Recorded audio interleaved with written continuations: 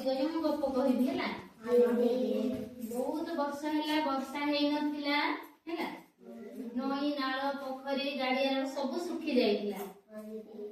ଆଉ ଠେକୁଆ କୋଇଲି କପତ ବେଙ୍ଗ ବେଙ୍ଗୁଲି କୁକୁର କାଉ ଗଧ ଏମାନେ ସବୁ ପାଣି ନ ପାଇବାରୁ ଆଉଟି ପାଣି ହେଇଗଲା। ତାଙ୍କର ତଣ୍ଟି ପୁରା ଶୁଖିଗଲା।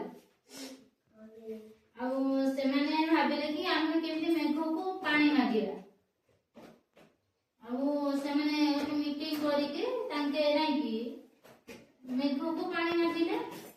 ସେ ପାଣି କେମିତି ମାଗିଲେ ଜାଣିଛ? ଗୀତ ଆକାରରେ ଆମେ ଗୀତ ଗାଇବା ହେଲା।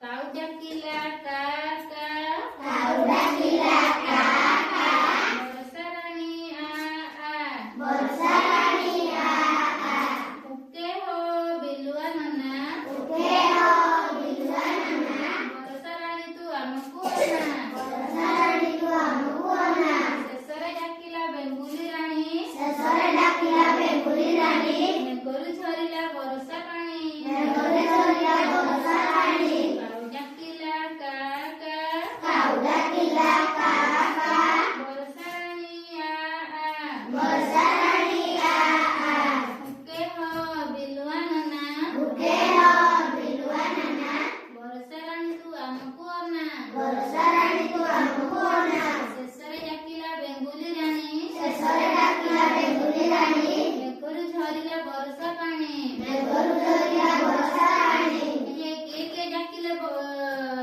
ବର୍ଷାକୁ?